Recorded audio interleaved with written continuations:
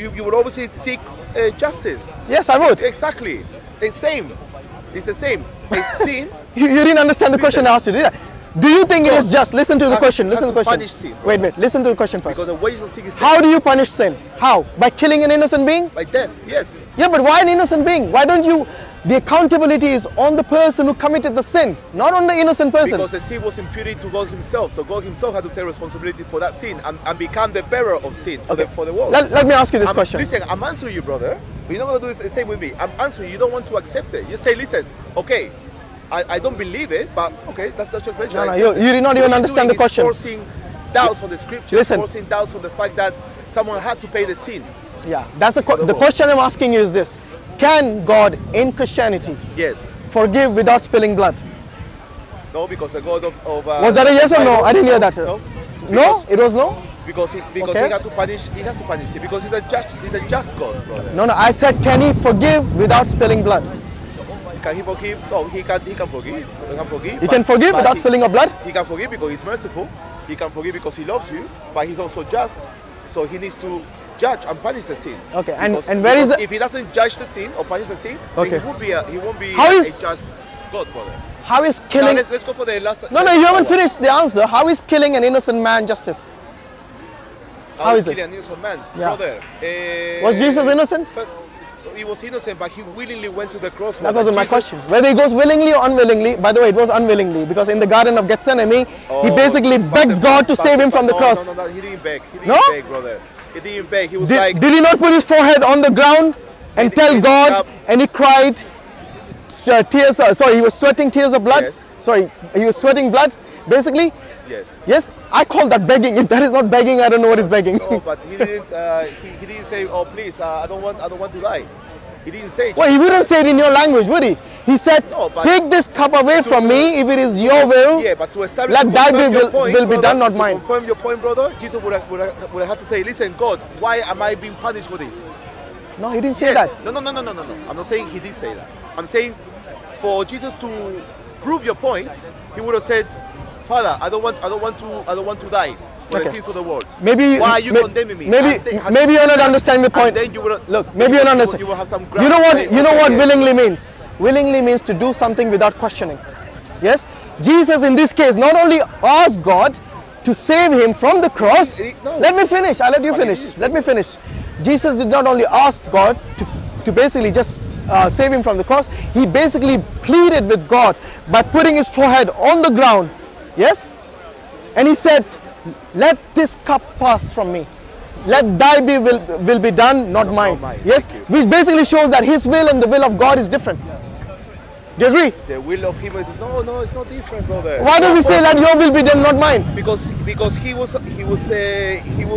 a mission to complete. Yes. That we already ready in John 5:30. Trying to bail out from the mission at this point? No, bail out. Well, he's telling God to take this cup away from me. He is trying to bail out. But that's your interpretation of that, brother. Okay, why don't you read the verse and you tell me what he says?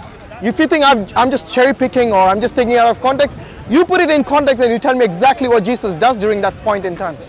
Okay, anyway, that wasn't the main point of the discussion was the context of 5:30 and why Jesus, if he's God, he didn't know the last hour. Yeah. That was so the 5:30 we have already dealt with. The two main reasons. So basically, do you think we have dealt with it? To resume John 5:30 is that Jesus has the same authority as a father because he can do. Except he can't do anything by himself.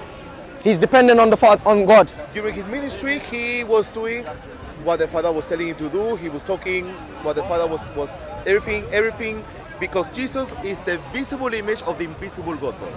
Okay, you said during his ministry. Let me ask you this. Did Jesus come to the earth by his will or was he sent here by somebody else? Why is that important? Because you said during his ministry he was listening just to the Father. I'm asking you now, before his ministry, did he come by his will? Well, the Bible doesn't say whether he came by his will or not. Well, it does. It does. If you read the Bible, it does. Jesus says, I've not come by my will, but by the will of the one who sent me. Exactly. So don't say the Bible doesn't say it. It does say it. Right, but okay, so it does say it. Okay, so before the ministry, he was still subservient to Father, to his God. Yes? He says, I did not come by my will. That means his will. If he wanted to come here, he didn't come by that. He came by the... Yes, exactly. He was sent. That's a very good word you use. Because when you send someone, you're commanding someone. Yes? Jesus did not come here willingly. He did not come by his will. That is the important thing. Even before his ministry, he was subservient and subordinate to the Father. He was seeking, he was basically obeying the command of God. Now let me ask you, after his ascension. So we have dealt with before he came to the earth. During his ministry, both this time he was actually dependent and following and subject to the command of God. And now the things that only God can do. No. Yes. He cannot do. You're not going to dance around with me on John 5:30, brother. But John 5:30, give you the answer already. I already read to you the whole passage where Jesus was doing all these miracles, and this was he doing the it? Jews upset because he was working during the Sabbath. Was he doing it by himself though?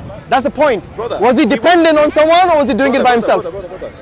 John 5:30 gave you the answer already. You don't have to believe it, brother. It's not about me believing. I'm telling you, read your Bible. I'm not here just to basically read you the context of John 5:30, right?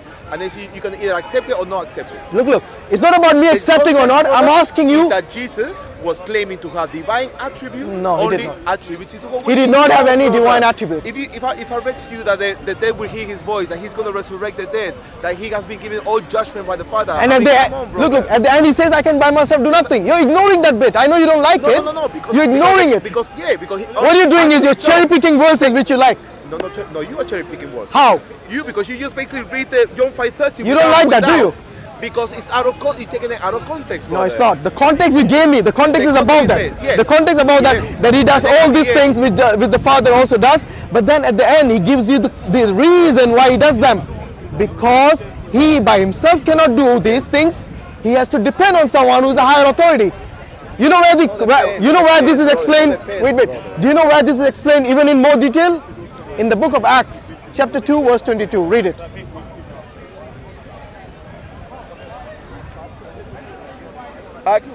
Acts 2:22, yeah. 2:22. Yeah.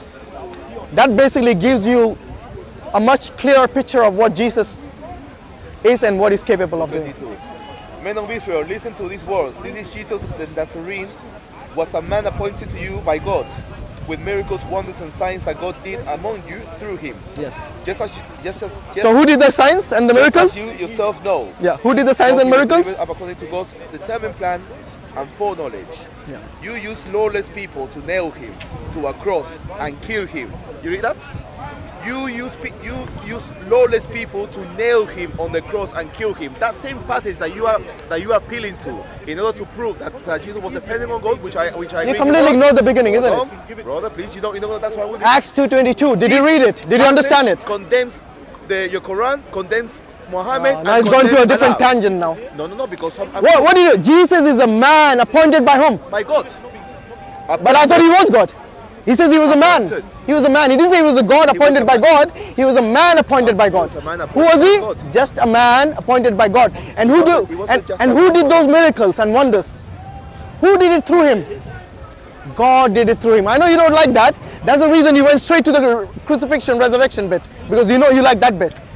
And this is what I'm saying. Instead of you arguing, instead of you disputing what I'm telling you with regards to the context of the verse about Jesus not being able to do anything by himself because it is God who's doing it through him, as it says in the book of Acts. But why are you ignoring the fact that he can do only what God can do, brother? No, he can do only what tells him to do. Just as read the book again. Read Acts 2. Looks like you didn't read it properly. Read it again.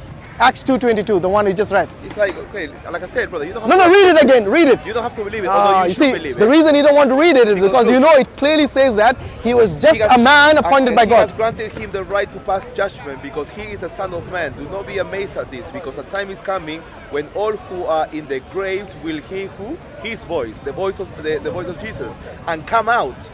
Those who have done good things to the resurrection of life. So basically, Jesus was just a man, brother. Look, the important thing. Jesus was just a man, yeah, go on. If Jesus was just a man, brother, the things that he was claiming would be idolatry. It would be blasphemy, because Jesus was basically saying, listen, it's like me saying, I'm only a man, I'm a human being, I sin, but I can do whatever God can do. Yeah. I can resurrect, I can give life, I can resurrect the dead, I can forgive. Why didn't he just say he was God? If he's capable of doing all that, why didn't he just say, I'm God? Because you know, many Christians actually give this reason, that the reason he did not say that is that because he would be killed instantly. If that was the case, why didn't the Jews kill him instantly The there? reason why he didn't go around saying, I am God, worship me, brother, because Yeah. for a first century Jew, that would have meant that he was claiming to be God the Father. Why? Because Why would they think that? Yahweh was like a father to his creation, to the Yahweh himself says, Israel, you're my firstborn. No, I know they believe that Yahweh was a father. Even Jesus believed that. Jesus said He had to, differentiate. you know, Jesus said to Mary Magdalene, I go to my father and your father. Your God, my God. My God. What does my God mean? Yes. When Jesus says my God, what does it mean? Relationship. He had a relationship from eternity past, brother. What kind of relationship did he have with his God? Father and son, brother. No, that was in the first when he says my father. He says two things. He says my father and then he says my God. My God and My your father, wait. My father, that relationship I understand is a father-son relationship. Yes. But what is the second relationship where he says my God? My God and your God. What does it mean, my God? When Jesus says my God, remember Jesus is fully God. You know This why? fully You God. know why? I didn't ask you why. I'm asking you what is the understanding of your relationship? Understanding, because It was an example. if say God, let me say again. When he says my Yahweh- God, what does it mean? Yahweh is God of all flesh. What do you mean? What do you mean God? How many gods are there? Yahweh How many gods are there? is one God. Don't answer. No, but I want to understand. When you say Yahweh is a God of all flesh, Let me bring you back to the topic of this conversation, brother. It's not about the Trinity. We agree that we're not talking about the Trinity. We're talking about John 5:30 and why Jesus didn't know the last hour. Those are the two topics which we Yeah. are not the Trinity. you're struggling with John 5:30 because John 5:30 clearly says, I can of myself do nothing. Even after, let's say, look, even if Jesus said that he has the attributes similar to that of the Father, he does similar to things that what God would do and no one else could do, at the end, it destroys your argument when he says these words, I can by myself do nothing. It destroys your argument. Because he was a human, had a human brain. Yeah. Was he God at that time? Listen, brother. Was he only human or God as well? He was connected. Yeah. He was connected.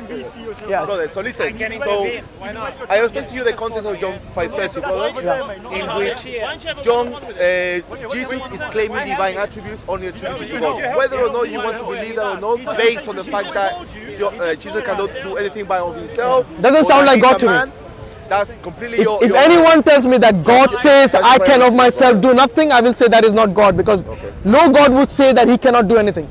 Even you cannot say that as a human being that I can do nothing. Okay. I mean, this just shows that we- Jesus Christ himself is trying to tell you that there is someone of a higher authority without whose permission I can do nothing. Okay? I think we are going in circles with John 5:30. Let's go to the next verse, which is the Mark 13:32. Or the hour. Yeah, you want to move Last to that? hour. Yeah. Let's move to that. Let's go there. Let's move last hour. Okay. The second point that my brother Hashim likes to use. 40 minutes, oh, okay. No, it's last Has it been 40 minutes already? Seriously, wow. The last. Yeah, I know. Exactly. Yeah. So the last point that my brother Hashim likes to use in order to disprove the deity of Jesus is that he wasn't all-knowing, because Jesus didn't know the last hour. And the Holy Spirit as well. We are going to talk about Jesus. No, we're going to talk about both. No, we're gonna If you're talk going to bring the verse, I'm going to take the whole thing in context. Okay, all. Okay, I'm good. Okay, I got the truth and I got nothing to hide. So let's address that. Good. So go on. During his ministry, would you agree that Jesus was using parables? When Yes, he was. For example, he was. Yeah, Wasn't he? Okay. he was. So the last days, Jesus was comparing it to a Jewish wedding, where everybody will know it's happening. You know, it was the community will know it's happening, and it was a big event. And What is the wedding in that? Is it in that context or is it somewhere else? no, I'm explaining you why Jesus didn't know the last hour, based on the biblical passage where he says only the Father knows. No, the passage about the wedding, is it in the same chapter or is it different chapter or different thing? I'm explaining to you. No, but I want to know where it is. So, because I want you to bring the context within what Jesus is saying, Okay, not something in a completely different book. You know what I mean? Okay. Go on. That's what I told you. Jesus was comparing it to a Jewish wedding. Okay. At the time, brother, it was a big event, like today. The wedding was a big event. The father of the groom, brother, was responsible for the main organization of the wedding, which included obviously the food. There was no fridge at the time, so they have to obviously prepare the food well in advance, all the animals and stuff. Plus, the father of the groom will also have to build an extra space in the house for the newlyweds. So out of respect and out of courtesy, they gave the father of the groom the right to announce the wedding, right? Because of the fact that he was organizing the whole wedding, making the extra room in the house, and so on. Which means that the bride and the groom would have known the date, but out of respect, they will give the authority to the father to announce the wedding. That's what Jesus meant by saying only the father knows, because he was comparing it to a Jewish wedding. So of course he would have. Where is this Jewish wedding passage? Show me. He would have known. Show me this passage. Where is it? He would have known. I'm explaining you the context of that. No, show me where is this. Where did you get this story from? Where I get the story from? I get the story from the biblical scholars. I don't know. So it is not in the Bible. So it's not in the Bible. No, it's not in the Bible. Okay, so how do you know there's context? Wait. I want to know how do you link the context? That's fine, biblical scholars or whatever scholars. I want to know, how do you know that this is what Jesus meant? Do you know what Jesus' intention was? Do you know his mind? Do you know God's mind? Brother, I have explained to you that it was biblical scholarship, that this interpretation has been unpacked.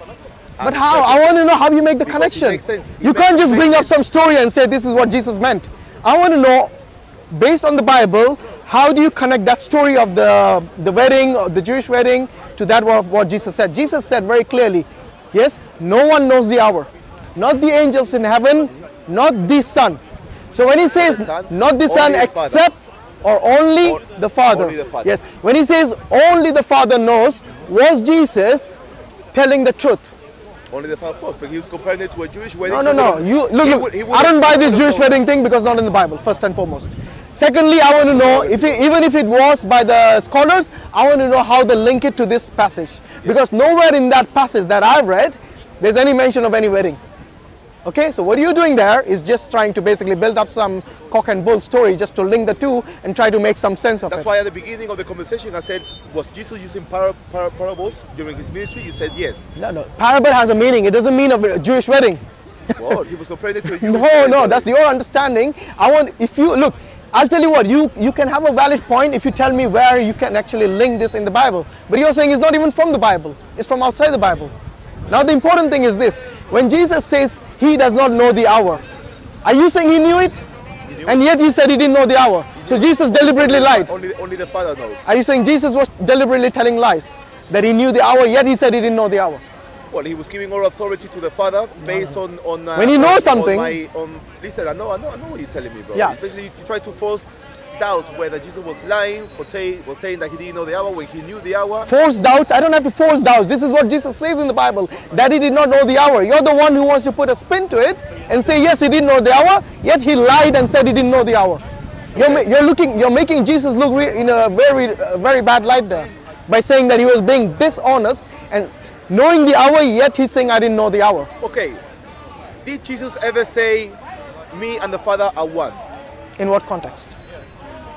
Did Jesus ever say? He said that in John 10:30. So by saying that only the Father knows, he is putting himself with the Father there, because he and the Father are one. One in what? I asked. That's the reason I ask you, in what context? In John 10:30, when he says the Father and I are one. No, it can be one in purpose. One in purpose. Yeah, one in purpose. So why do you? Wait. He was not equal to God because he did not know the hour. Unless you're telling me Jesus was telling lies there. The Jews must have been crazy for trying to kill him, brother. No, the Jews give the reason why they tried to kill him. Yeah, if you want to go to that passage, he was blaspheming. Yeah, why? Jesus was blaspheming, first of all. Was Jesus blaspheming, or this is what the Jews said? According to the Jews, yeah, Jesus was blaspheming. Exactly, according to them. You're right, yes. Right, because he was making himself equal with God. That's what their claim was. Yes. Yes. Exactly. And what did Jesus respond to that? Read the next passage, John 10:34, where he says, yes, that the scriptures cannot be broken. He points you to Psalms 6:30. Psalms 8. I forgot the verse even now. Psalms 82:6. That's the one. Yes. He's trying to say that they were called gods. He's pointing to the elders, the judges. Yes. He says they were called gods, and all I say is I am God's son. Yeah. He did not claim to be God. He's saying he's basically telling that he's just like those people were called gods. I'm saying I'm God's son. I'm not calling myself even God, but I'm just saying I'm God's son. And he did not claim equality with God. So basically that blasphemy. So what you're doing wait. You are dismissing Jesse, John 5:16. wait a minute. Let me finish the passage. Just because he said my Father and I are one, it doesn't mean that they both are equally God. No. It just shows that they had the same, what do you say, the same Essence. purpose. No essence. They didn't even have the same essence. Okay? Yes. Brother, One had a body, the other didn't have a body. It's not the same brother, essence. But throughout this coming, I will be called Wonderful Counselor, Mighty God, Eternal Father, Prince of Peace. And that was Jesus When Christ. was he called Eternal Father? I just told you, Isaiah. No, Isaiah was a prophecy. I'm asking you, when was he called Eternal Father? Is Jesus the Father or is he the Son? Eternal Father, Prince of Peace. Yeah. Did Jesus come for peace, by the way? Did Jesus come to bring peace? So now you're going to use a parable to say that he didn't come to bring peace, but to set man against brother. I'm asking you, what did Jesus say? Did Jesus say, I've come to bring peace? Or did he say, I've not come to bring peace, but the sword? Yes?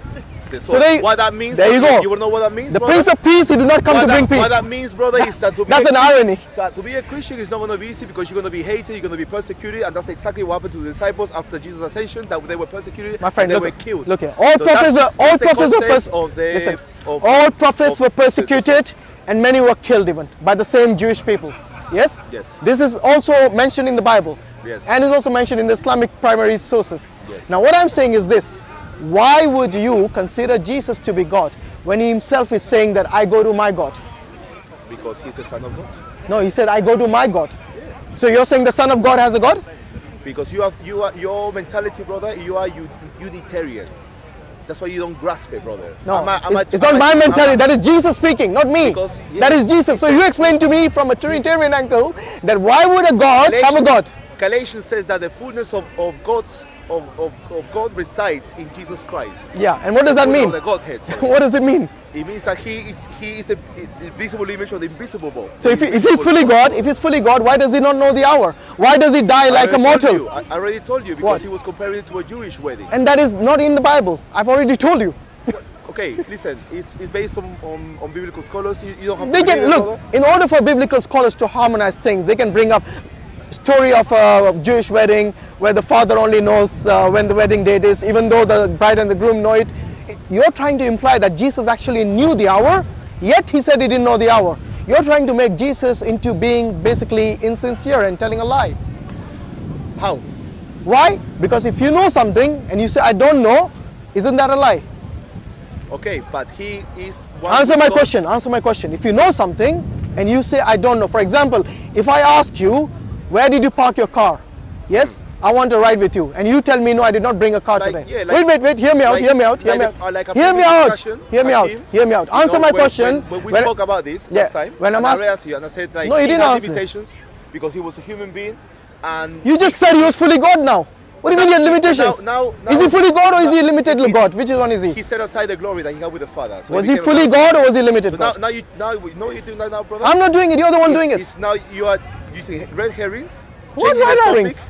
You brought a Colossians 2:9 in which it says, in Jesus, in his flesh, the fullness of the glory of God resides. Did he not mention that verse? In Galatians. Yes. Sorry, not Galatians, that's Colossians actually. Colossians 2:9, yeah? That's what is mentioned. And this is what it says. If he was fully God, why did he not know the hour? And I told you already, he knew the hour, but he was comparing it to the Jewish wedding, where the father of the groom will be giving all respect and authority to announce the wedding. So, although everybody, the groom and the bride, would have known the date. Okay, let me ask you this. But because the father was organizing the wedding, building an extra room for the bride, for the newlyweds, for that reason, he was giving the respect. Okay, good. You know, using your example of the bridegroom and the bride who knew the hour. Imagine if somebody asked the bridegroom, do you know when the wedding date is? Yes. And he says, no, I don't know. Would he be telling a lie? Only the father knows. Yes. Would he be telling a lie? If he knew the hour and he says, I don't know the time of the wedding. Would he be telling a lie? If you look at our context, yeah. Our context